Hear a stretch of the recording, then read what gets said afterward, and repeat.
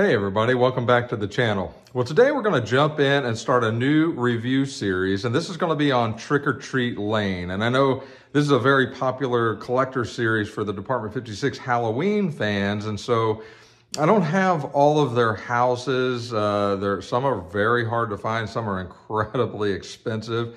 I started collecting 3 years or so ago, and so these houses predate that back to, I think, 2012. With the spider house, the pumpkin house, and then today we're going to be looking at the third house in that series, and that is the Glares and Stairs house, which is still a very cool house.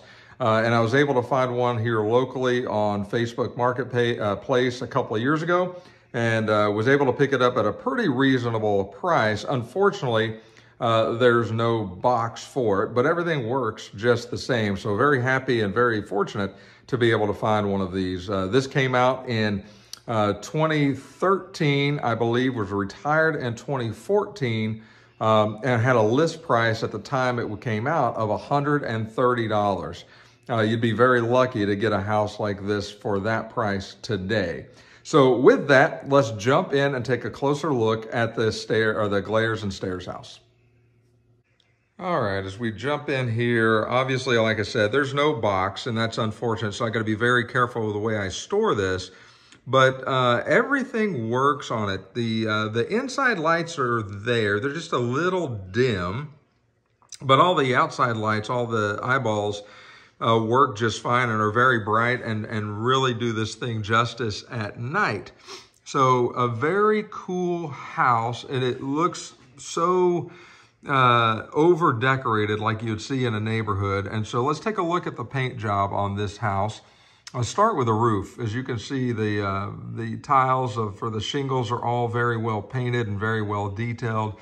You've got the fall leaves, which are just so incredibly cool and detailed all over the house. You got some on the right side at the top, some behind the little awning up there and underneath the light, some on the outcropping there in the overhang, and then a couple of sets as we move over to the left side of the house. So, and then some down at the bottom there where they've kind of fallen off the house. And then again, around the chimney on this side of the house. So they left no leaf unturned, so to speak. Really did a good job. And the painting on them and the detail is just quite impressive.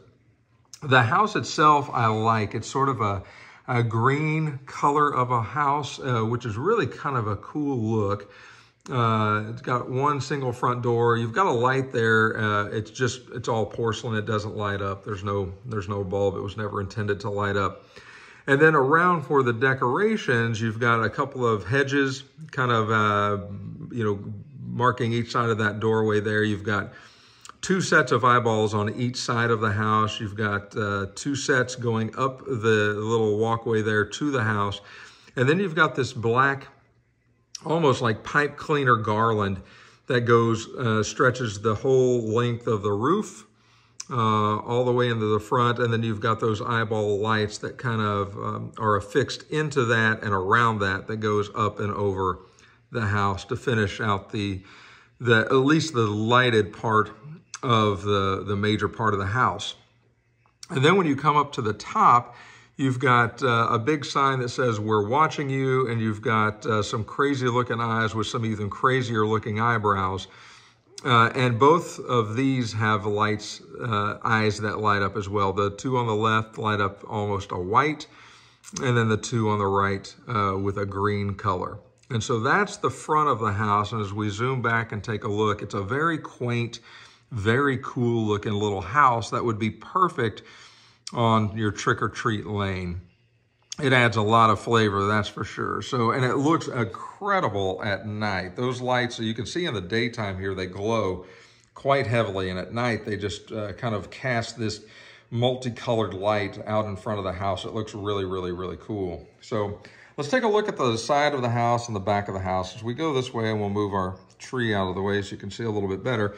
You do have one of these, moldable trees here that can be shaped in any way. And so that's kind of a cool little addition there on the far left side of the house. You got some leaves, like I said, out on the ground that obviously have come off of that tree. The ground around it is painted a really cool color. The paint looks really good. And then the side of the house, again, is that green color. It looks really, really nice. You've got two windows, one on the front side of the house or in the bottom story, and then one up in the top story of the house. Honest to goodness, this house reminds me a little bit of the house that we grew up in, a very small house, almost shaped like this in the front for sure, and had a little upstairs with a couple of little outcroppings like that. So very, very reminiscent for me for sure. And then let's go to the other side of the house and look at the side with the chimney. I'm going to move this other tree here so we can see. All right, and so we come on this side of the house, and then you've got a chimney that is very detailed. The brickwork and the paint job is really, really good. You've got more dead leaves. Everything looks really good on the chimney, and you go all the way up and you can see the quality of the paint, you know, even back in 2013, really, really good. And then this side of the house, just one single window, nothing up in the top here at all. But you can see the lights if you look closely inside that window there, and it's sort of a dark orange glow inside of this house. This house comes with its own adapter, and it plugs right in to the back. You can see that here, and so you don't have to worry about power. But if you look at the back of the house, you've got a little pipe coming out for like a vent for a bathroom or something like that. And you've got the leaves continuing off onto the top of the roof, onto the back of the roof. And again, look at the detail on those leaves. They're just amazing looking at the way they've done this. Same thing over here. And then you've got a back door that's pretty cool looking. It doesn't light up. It's painted to look like that. You've got a pile of leaves behind it or beside it. Then you've got two small windows that do illuminate a little bit of light as the inside of the house is lit up. Especially it's easier to see that at night because the inside is pretty dim. And I don't know if that's just because of the age of this house or what. I don't have another one to compare it to, but the inside of the house is fairly dimly lit. The front of the house, however, is lit up quite nice. So hopefully that helps. That's a closer look at the Glares and Stairs house. I'm happy to have this one in my collection. Okay, well that gives you a better and closer look, hopefully, at the Department 56 Glares and Stairs house, the third edition of this Trick or Treat Lane series.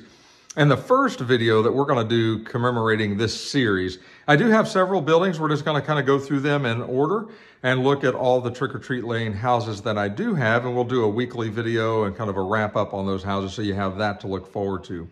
Like always, if you've liked this video and this review, make sure you click the like button. And if you haven't subscribed to the channel yet, please consider doing so. The channel continues to grow. I appreciate everybody's support. And if you have questions and comments, please list those. I'll get back to you on those on any topic that we've covered so far. If you have specific requests, leave those in the comments as well, and I'll see what we can do to get something on the books for whatever it is you guys are looking for. With that, take care of yourselves. We'll talk to you again real soon.